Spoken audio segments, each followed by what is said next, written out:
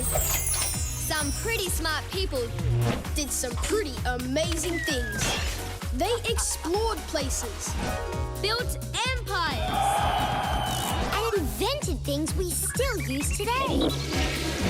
Some people call that history. We call it fun. Because we're the History Hunters.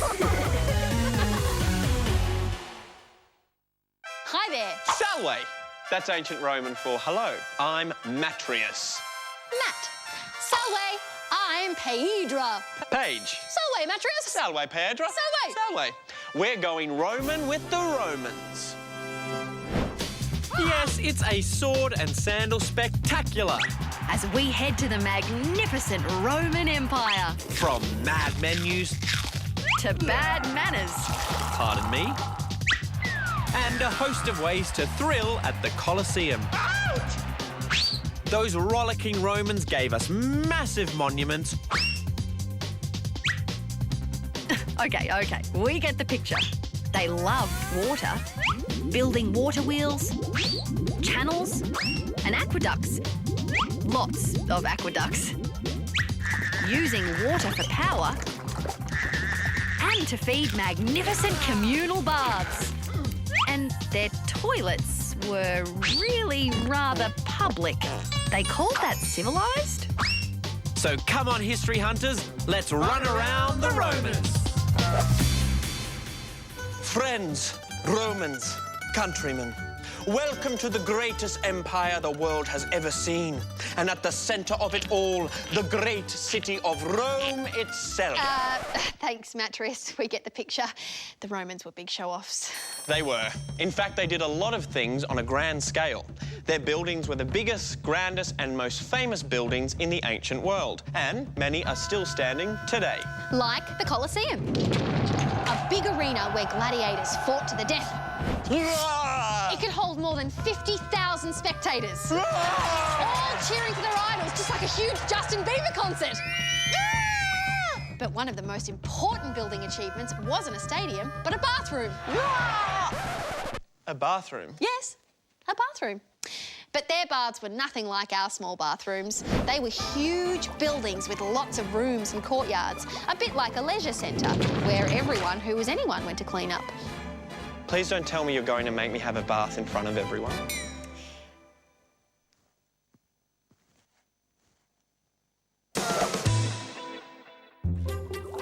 For a bath in public, come on down to the local Roman baths. With water from natural springs and slaves to wait on you, the baths have hot and cold pools to clean, soak and rinse. But there's much more to the baths than cleaning. Play a game with your friends. Get an olive oil massage. Have a haircut or get a snack. At the Roman baths, there's something for everyone, whatever you like to do. First 100 patrons will receive a free strigil to scrape off your sweat, dirt and oil. So bath time in ancient Rome sounds great. Not only was it a beautiful place to clean up, but you got to hang out with your friends. But the water must have got a bit dirty. Ah, no. The Romans thought of everything. They brought in as much water from faraway lakes as the city needed. How did they do that? Well, they built long stone canals held up by massive aqueducts and giant water wheels to turn the water into power. Aqua power. The Romans really were the greatest water engineers of the ancient world. I think this might be another challenge for our history hunters. Hello, hunters. We want you to look at ancient Roman aqua technology and use it to move an object off the ground. Good luck. Say hello to Quackius. He's our aqueduct. Get it? Our mission, to take inspiration from the Romans and use water power to lift Quackius off the ground. The Romans used water wheels to turn water into power, so we'll make our own version. We'll use plastic plates and cups, some tape, a stiff straw, and string. First, use a pencil to make a hole in the centre of one plate. Great! Now, put two plates back to back and tape them together. Then make a hole through the second plate. Next, we'll stick the cups to some masking tape. Now, wrap the cups around the wheel using more tape to hold them firmly in place. Looking good so far. Thread some string through the straw. Then put the straw through the holes. And this becomes our axle. Hey, this is looking really good. We tied each end of the string to some chairs, so the wheel is suspended off the ground. And now, we just add water. On its way. Cool! It's spinning! Wow, that's what I call taking her for a spin. Our water wheel's a great copy of Roman aqua technology. Only one problem. They didn't have garden hoses in ancient Rome. So how can we make water flow into our water wheel the Roman way? And now it's time for toga! Time for yoga. Toga. It's what all good Roman citizens wore. Ah, yes, the toga. It's a bit different to what we're wearing now.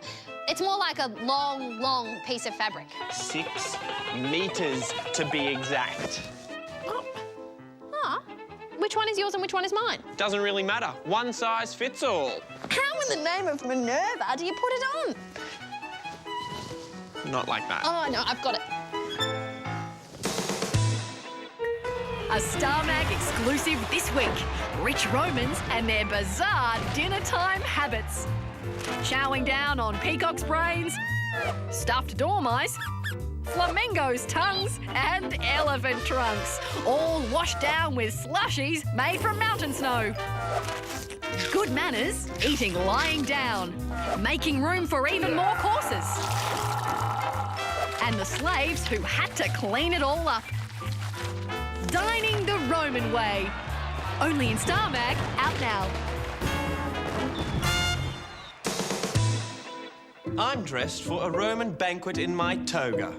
A very, very heavy rotation. But Paige still needs a lesson in toga dressing. Now, we've draped it over her shoulder and taken the rest of the material around to drape over her arm, which means you're good to go. To go. Toga. Good to go. Get it? Oh. Hey, why does yours have a fancy purple bit? Well, in Rome, the colour purple meant power. Only important citizens wore it. Ah, cool. And you'll never guess what purple dye was made from. No, what? Crushed sea snails. Oh no, the poor little sea snails. Make those embarrassing toga stains a thing of the past with new Sponge on a Stick. Sponge on a Stick is the latest toilet sensation sweeping Rome. When you're through doing number 2s, Sponge on a Stick just wipes your cares away. No mess, no fuss, just leave it in a bucket for the next person to use. Or pass it on to your pal. He's right beside you. And when you're done with your do's, don't forget to use the bucket to flush. Don't poo-poo it. Really get to the bottom of things with new Sponge on a Stick. Warning, do not use sponge on a stick if sponge is missing. May result in splinters. The Romans were the greatest water engineers of the ancient world. So we're trying to make Quackius soar into the sky using Roman-inspired technology that made water turn wheels for power. We got our plastic water wheel turning using the garden hose. But we need to use ancient Roman aqua power to get our water flowing. I know. The Romans moved water from the mountains to the flat ground below using stone channels or canals. Great idea! We'll need this PVC pipe cut in half. That's a job for Dad. All done. One Roman aqua pipe, ready to go. And to make sure the water flows down the pipe, we've built an aqueduct from crates and lined up the pipe perfectly with the water wheel. Let's see if this idea really does hold water. It's doing better than that. The water's flowing through the pipe, into the cups, and spinning our water wheel. just like Roman times. Hang on, we've used water to power the wheel, but how are we going to use all this to move Quackius?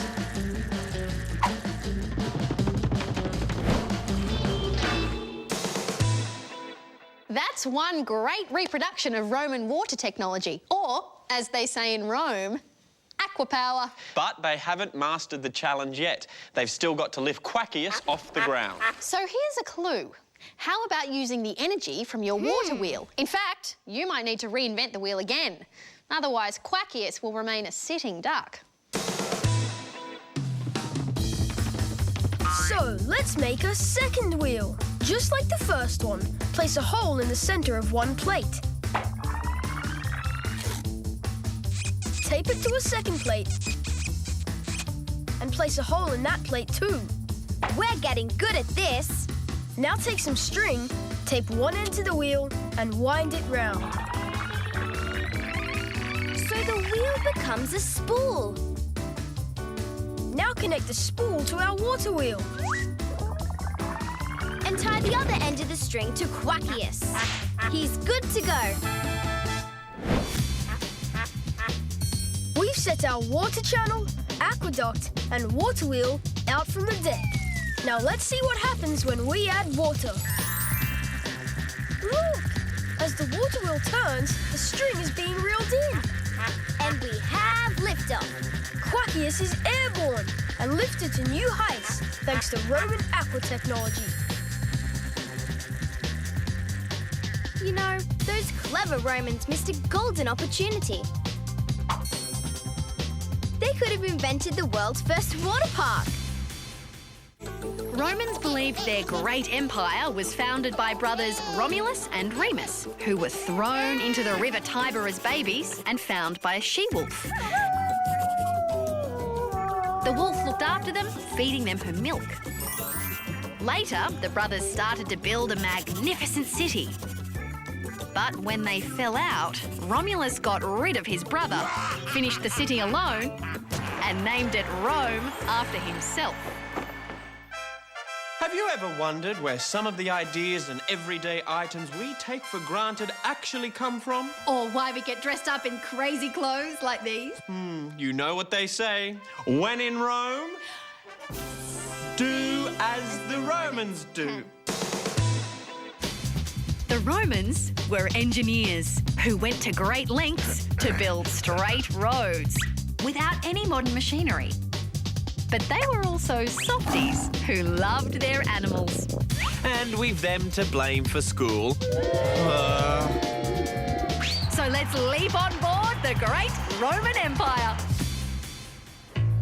We take straight roads for granted, but do you realise that it's all thanks to the Romans and their clever engineering? The Romans really liked their roads to be absolutely straight to make it quicker to move soldiers to and from Rome. So, next time you're driving down a straight freeway, it's all thanks to the Romans.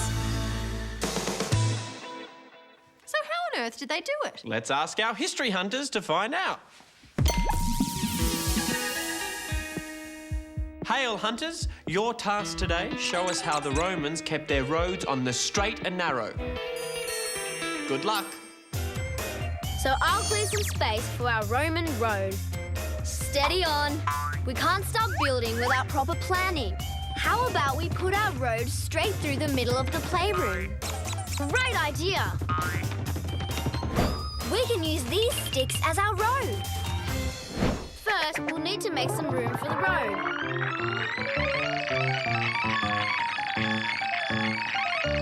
Let the road building begin. And remember, Roman roads were completely straight. Not as easy as it sounds. Our road is more crooked than a criminal in the Colosseum. And the Romans built roads that ran for thousands of kilometers, not just a few meters. I've got an idea. Let's go. We can use these bamboo poles. Not for javelins, silly. If we put the pole in a bucket of sand and another further along, they can be the end markers for our road. Then we can use this third pole and my eye to check the markers are all lined up. Not bad, but holding the pole makes it wobbly. It won't be straight over a long distance. I know! We'll create a long line of poles with a shorter distance between each one and check that they all line up. The line between the first two poles is straight, but how do we line up the whole row? There must be a better way. What's with the cheese? I know the ancient Romans love to feed their faces, but It's not for binging, it's for building. cheese bricks? Novel idea. We're going to build us some famous Roman architecture. Like a Colosseum, a grand forum. No, an archway. Archway.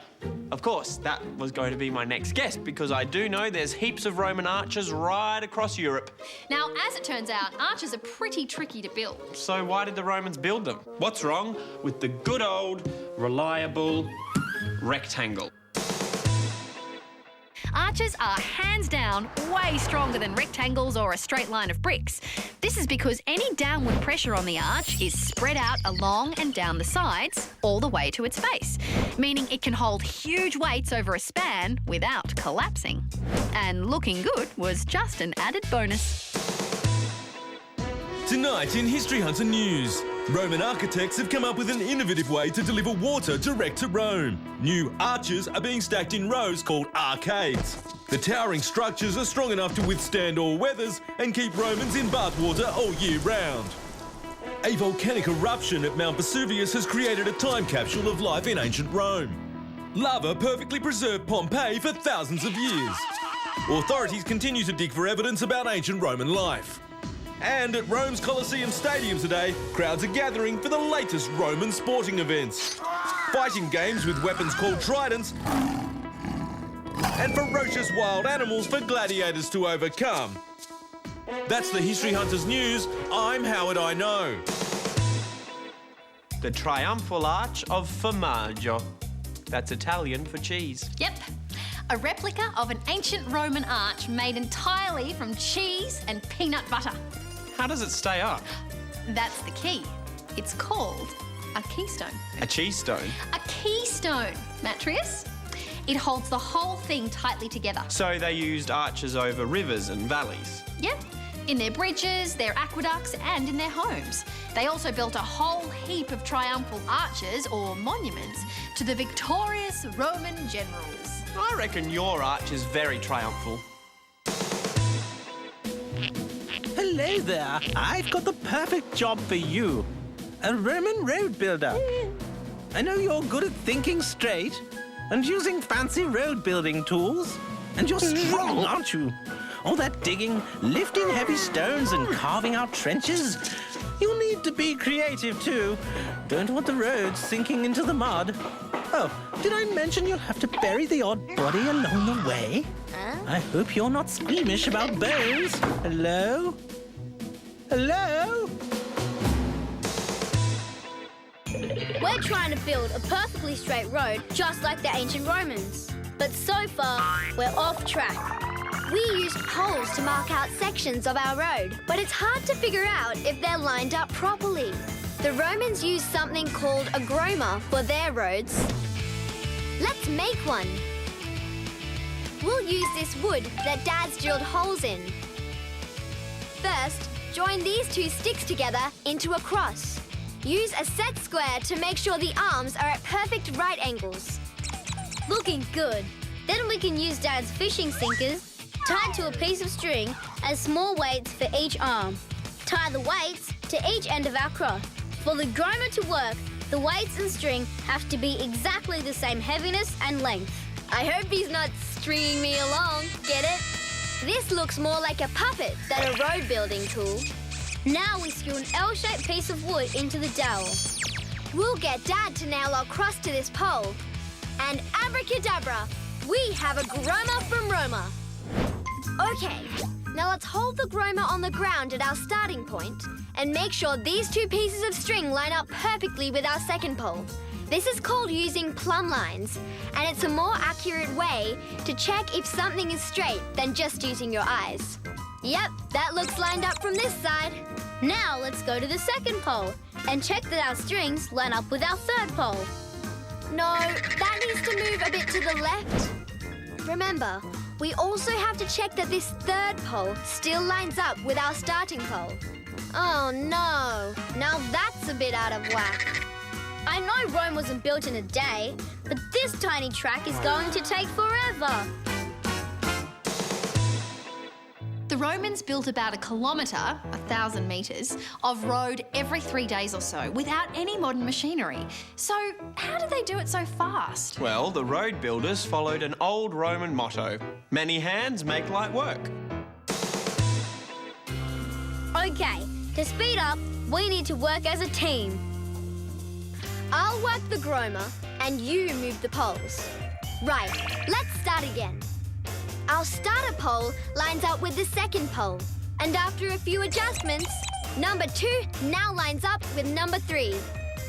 This is much faster.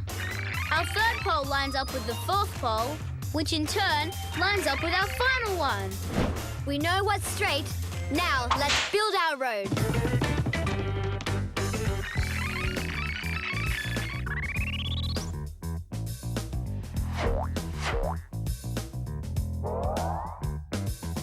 We've done it!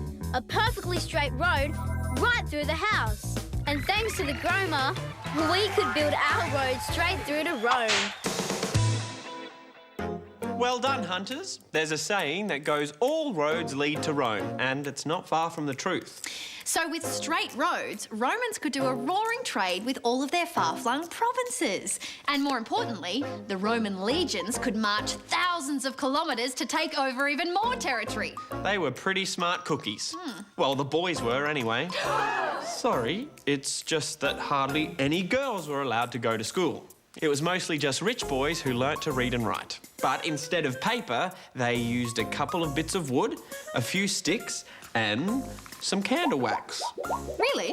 Yes, it was called a wax tablet, and that's where our modern tablets get their name. We've made our own from wax, but we still need a pen to write on it. Roman kids used a sharp stick called a stylus to carve into the wax, either a metal one or a bit of animal bone.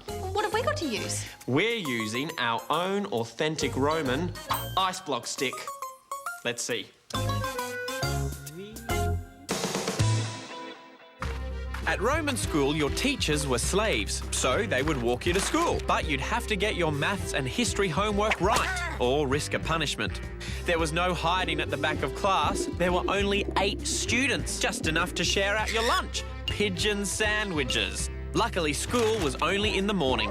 Back at home, you might do a spot of stilt practice or a quick run around with your pet monkey before blowing out the candle and counting sheep. In Latin, of course.